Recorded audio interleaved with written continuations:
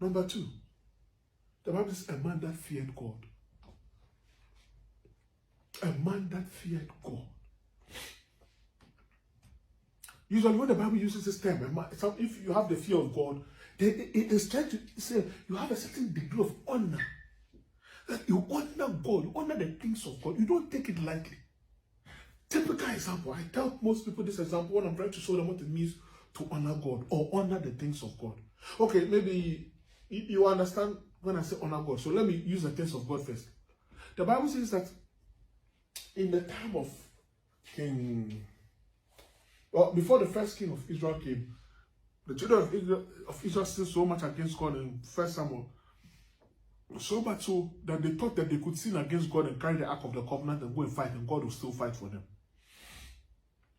And I'm talking about the death of Eli now.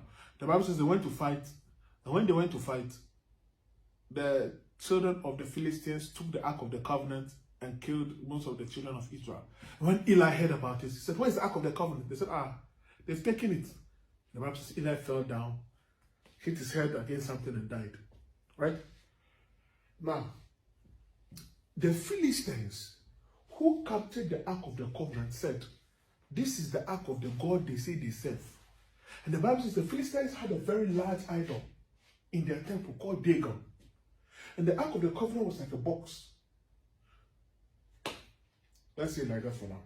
And they placed the Ark of the Covenant in front of Dagon, their statue. That represents their God. They placed the Ark of the Covenant there. And they said that now that before the victory, God is kneeling or is bowing to Dagon, our idol. The Bible says they left the temple and they went to sleep. The next morning, when the children of the Philistines, or when the Philistines came back to their temple, the Bible says that statue of Dagon, God had decapitated the head, decapitated the arms. So the head of the statue and the arms and everything was on the ground. It's only the body, a stump was left.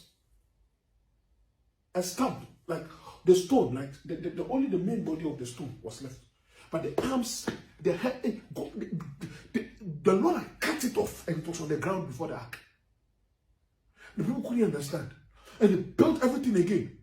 And they went to sleep again. And when they came back, the same thing had happened. Because they thought that because they had won against Israel, they could dishonor God. They didn't have fear of God. They didn't have the fear of God. They thought they could dishonor God. And the Bible says that thing happened.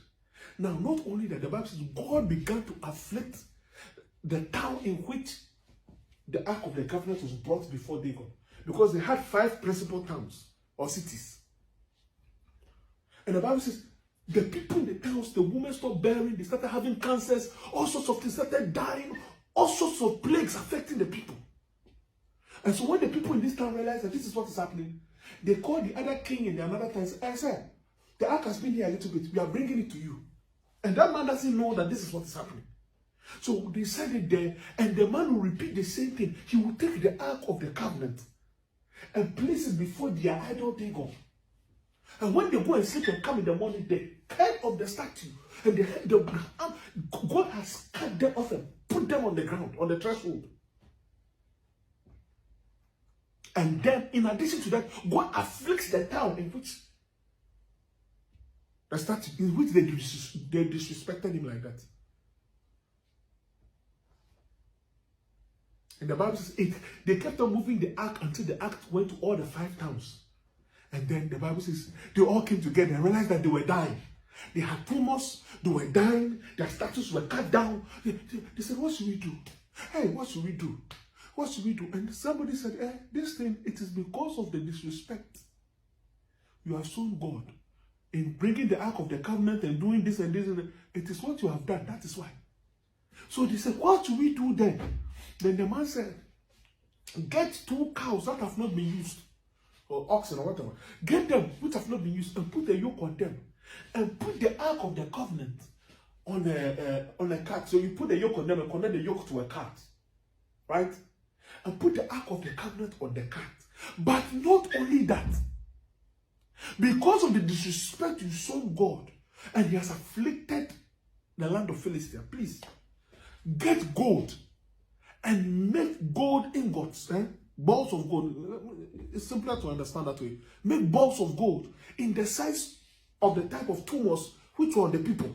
So if there's a tumor like this, make a gold ball, make gold like that, plenty, and add it to the cart. Add those things as a pleading, like some sort of pleading sacrifice to God.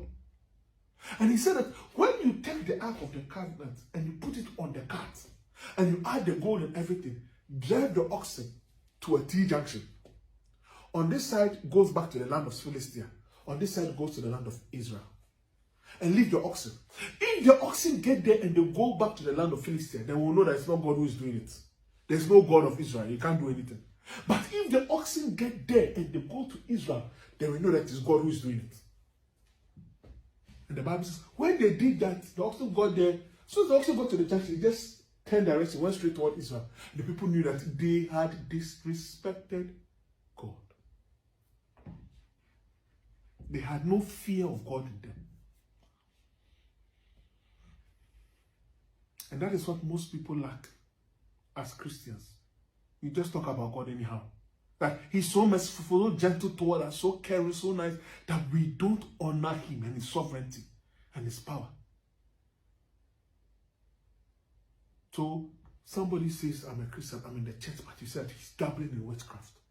Because it's like God is having mercy. God hasn't afflicted you yet. God hasn't smitten you yet. So it's like, I'm doing it too.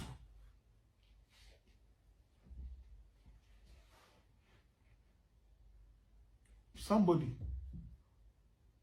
who truly has faith to live a Christian life is somebody who has the fear or who honors God and the things of God. Yeah, because the more you believe in God, the more you know in your heart you have to show him respect. The more you know in your heart, you have to show him respect. It doesn't matter. Don't look at something big. I have to do something to show him some great respect. No. Use my example. When I was young, I just said, to honor God, to show God, at least the little we can do is the PA systems, the speaker and things, we carry them. Carry them. That job, many people didn't want to. I knew. Many people didn't want to do this. Like, they look down on people who do that type of job. But I said, no problem. I mean, I can do it. That's what I have strength for. I'm not those who go and pray, hold the microphone. I'm not those who go and do this. I'm not those who go and do. I don't do all those type of things. But for speaker, I'm trying to help prepare and sweep the place, and all I can do that. So when there's time, and you carry the speaker, you try as much as possible to transport the things of God, to beautify the house of God in a way that a king of kings, a master of the universe, a sovereign will be pleased with. You try and do those things. If your speaker you carry it. You just don't treat it as God's for the church. So you just, the instruments are for the church, so you just treat it anyway. But, no. But with your heart, with honor toward God, you do it gently. You do it with reverence. Look at what God did when the Philistines disrespected his ark.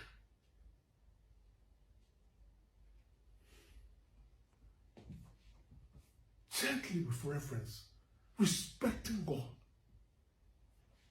Respecting God. In other words, the Bible is trying to tell us about Cornelius is that he said the things of God, like at that time the Jews had the Torah and whatever, like he respected those things. Like, this is what God is doing. I'm a soldier, I'm here, but I can see that God is here, so let me give honor to the God of Israel. And that is how Cornelius lived. Let me give honor. I can give honor to my boss. I can give, and people treat what do you call it? Secular people with more respect and honor more than the people serving God. And when I say people serving God, I'm not necessarily only talking about the pastors or the head pastors and whatnot. I'm talking about if when you go to a service, right, and the usher comes, and maybe a young person or whatever, respect, because the person is serving God. The person doesn't have to be there. The person could have chosen to be in the house, laying back with their legs crossed, watching Sunday football. But that's a choice a person could have made. Could have gone to Sunday lunch or Sunday brunch or whatever. But the person decided to serve God. So when you see the person